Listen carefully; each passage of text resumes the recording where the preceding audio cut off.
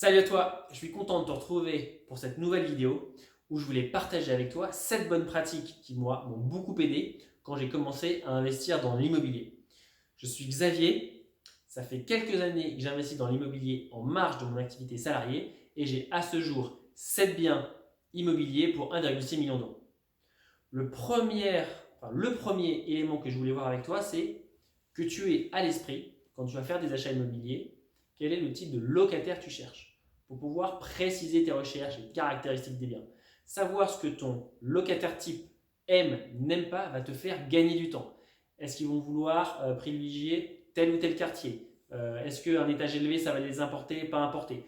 Tout ça, tu dois avoir à l'esprit pour cibler tes recherches, connaître les caractéristiques de tes biens. Le deuxième élément qui est clé et qui va te faire gagner beaucoup de temps, et j'insiste vraiment là-dessus, ça va être d'être très préparé et d'être réactif quand il va s'agir de faire des offres d'achat. Qu'est-ce qu'on entend par là? Déjà, il faut que tu aies en tête que si tu es intéressé par l'investissement locatif, c'est une stratégie de long terme que tu souhaites faire. Donc tu souhaites ne pas perdre ton temps, tu souhaites ne pas t'essouffler. Du coup, ce que tu dois faire, c'est que quand tu fais une visite, c'est potentiellement un bien que tu vas acheter. Ça veut dire qu'en amont de cette visite, tu sais si tu as les moyens d'acheter ce bien.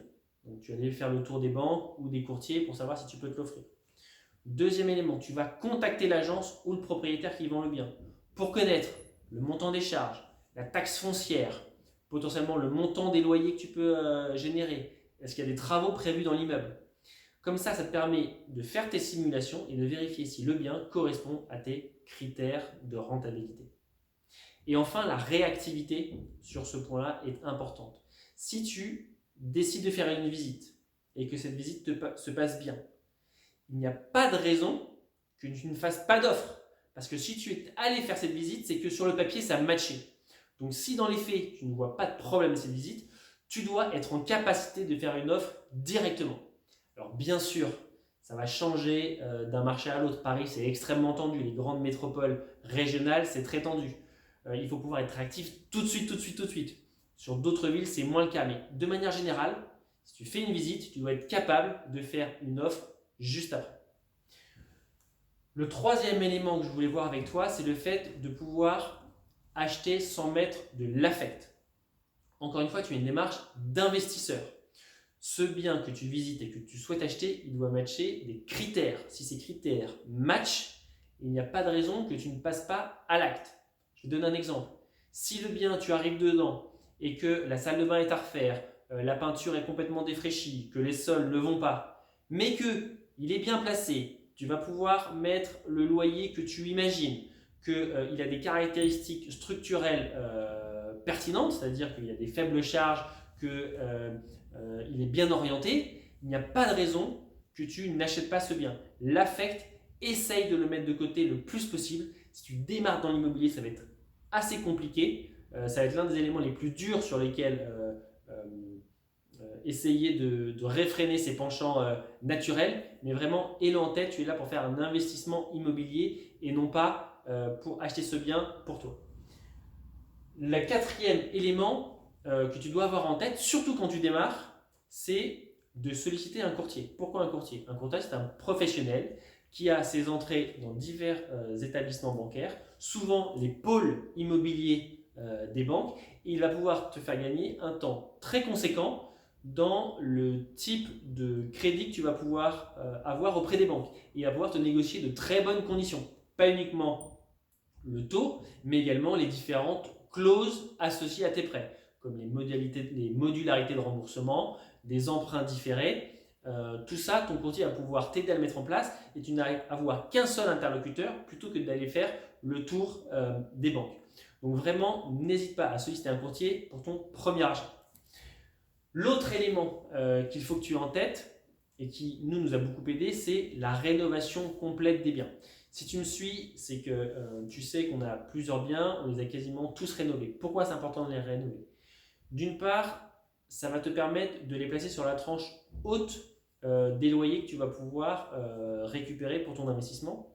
Donc ça, c'est toujours intéressant. Et deuxièmement, ce qui est clé également, c'est une sorte de sérénité sur les premières années.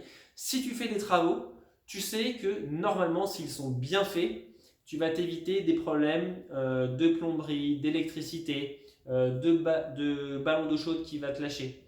Donc, tu t'achètes, entre guillemets, du confort sur les premières années sur ta gestion. Donc vraiment, les travaux, c'est quelque chose que tu dois avoir en tête, tu ne dois pas en avoir peur. C'est un peu plus contraignant au démarrage, mais c'est les clés pour un patrimoine sain et très peu consommateur de temps. Le sixième point que je voulais voir avec toi, c'est ta capacité à ne pas considérer les interlocuteurs qui vont graviter autour de toi dans l'immobilier comme des prestataires de services, mais plutôt comme des partenaires. Encore une fois, tu n'es pas là pour faire un deal une fois et tu t'en vas. Tu es là pour durer, tu veux te créer un capital immobilier conséquent. Du coup, quand tu vas voir le banquier, tu dois t'adresser à lui de telle manière qu'il va te considérer comme, non pas comme un client lambda, mais comme quelqu'un d'aguerri qui lui fait gagner du temps et qui est efficace. Donc ça passe par quoi? Ça passe par ne pas avoir à faire X allers-retours avec le banquier pour lui demander X documents et lui faire perdre son temps. Ça va passer par le fait, quand tu fais une offre, de ne pas te rétracter. Quand tu fais une offre, tu sais que ça va matcher avec tes critères, donc tu ne vas pas te rétracter, il ne va pas y avoir d'aller-retour dans le processus que tu auras engagé. Pareil avec ton notaire, pareil avec les agents immobiliers. Donc vraiment, c'est très important de se créer cet écosystème. Je vais te donner un exemple très concret. Moi, j'ai pu acheter plusieurs biens avec le même agent immobilier parce qu'il a compris qu'au bout du premier bien que j'avais acheté avec lui, quand je disais oui, c'était rapide, j'avais le financement et que j'étais prêt à en acheter d'autres. Donc lui, il a tout intérêt à continuer à me solliciter et à m'appeler s'il a des biens, plutôt que de remettre le bien sur le marché à n'importe qui. Il va te contacter en premier pour peu que ça se soit bien passé la première fois. Donc ça va te faire aller également plus vite. Tu vas obtenir tes emprunts plus rapidement, tu vas avoir des meilleurs taux et tu vas avoir des meilleurs biens. Donc vraiment considère les prestataires de l'immobilier comme des partenaires et non pas comme des personnes lambda que tu sollicites au besoin. Et le dernier élément qui nous a beaucoup servi, c'est la remise en cause régulière des conditions de financement qu'on avait obtenues ou des assurances qu'on payait. Ça, c'est vraiment très important, c'est vraiment clé de l'avoir en tête. Quand tu fais une opération à un instant T, si tu l'as fait, c'est qu'elle est bonne. Sinon, tu ne la ferais pas. Et l'intérêt de renégocier un peu plus tard, c'est que cette opération soit encore meilleure. C'est-à-dire qu'à l'instant T, tu as un crédit, on va dire par exemple 3, tu trouves que l'opération est bonne et tu y vas, et quelques années après, tu te rends compte que les taux ont baissé, et ils sont passés à 1,5, 1. Donc toi, ton opération sera encore meilleure pour peu que tu te pousses à ressolliciter les banques pour renégocier ton crédit, renégocier les diverses assurances qui y sont associées. Et ça va te faire gagner en rentabilité et donc tu vas pouvoir aller encore plus vite dans tes opérations. Donc je n'ai pas touché la totalité des leviers que tu peux imaginer pour que tes achats immobiliers se passent bien, mais je voulais toucher du doigt ce qui nous a beaucoup aidé au démarrage quand on a investi dans l'immobilier. J'espère que cette vidéo t'a aidé et je te dis à très vite. Bye bye.